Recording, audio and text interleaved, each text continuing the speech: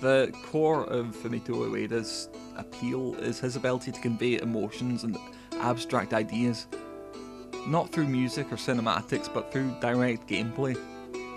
Gameplay can make you feel excited or scared, that's easy, but moments of gameplay in Ueda's games can make you feel sadness, regret, loneliness, hope, or dread. Ueda's games make you feel part of the stories in very real, very physical ways.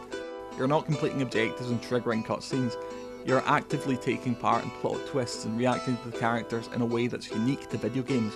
The developers go out of their way to avoid scripted sequences. They're games about the actions you take in these situations and the real risks you overcame. Judged as action games, this spiritual series doesn't hold up. The controls are awkward, there's weird collision issues, and quite often they're not fun. Ico's combat is a chore and a struggle, but intentionally so. If you were enjoying it, that would take you out of the emotion of the scene. If killing Colossi felt like killing straightforward, fun video game bosses, the story would have no weight or impact. I think The Last Guardian does the best job of this out of the three. In The Last Guardian, there's emotional intention behind everything. It starts incredibly subtly with a prompt to move the character during what looked like a cutscene. This is a terrific way to start the game that follows. A game that often makes you feel powerless to act in a meaningful way is urging you to interact in a moment you assumed you had no active role in. Maybe that sounds wanky, but I insist by the time The Last Guardian is over, there will be moments where you are hammering the buttons trying to take control over a situation, unsure whether or not you can do anything. Trico is the key to all of the game's emotion. You're always trying to figure out how he's feeling and why he's feeling that way, because understanding him is how you'll move forward. He's huge and powerful, but also wounded, timid and vulnerable. When you first encounter him, he's very defensive and hostile towards you, but throughout the game you'll earn his trust, and he'll do more and more incredible things for you. Trico's design is perfect for the role he plays in the game. The design team must have put in a lot of work to make him seem strange and intimidating, but also entirely convincing and natural. He has characteristics of dogs, cats, birds and rodents.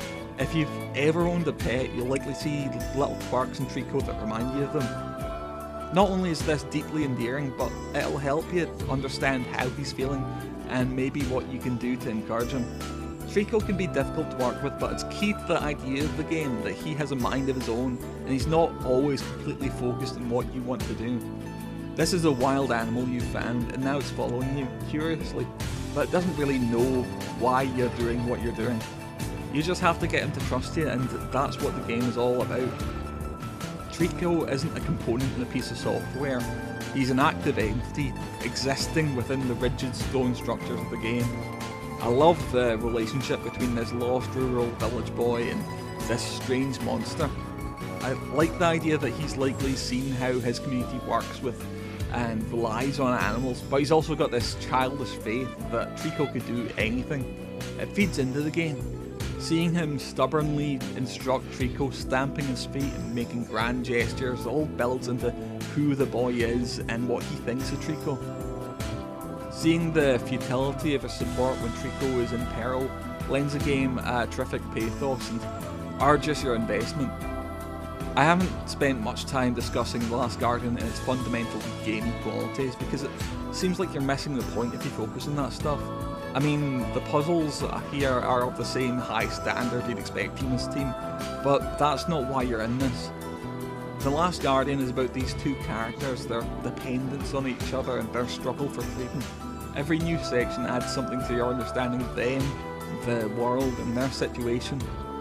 These don't feel like levels in a video game, but valuable parts of a story, and that's the game's greatest achievement.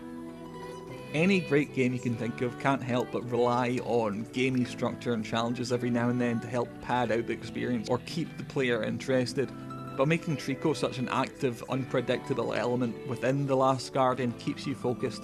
If he's not helping, you feel a duty to get him back on board. Sometimes the story doesn't feel important. It's enough just to be in these places with this terrific creature. There are moments in The Last Guardian I could pick apart and really discuss second by second, discussing what they tell the player both as an active participant and as an audience member, but I wouldn't want to spoil them for anybody. All I can do is encourage you to play the game and have a good old think about the big moments. The Last Guardian is my favourite game of 2016. It's 100 new reasons why I love video games. It's one of my favourite games of all time. Non amore.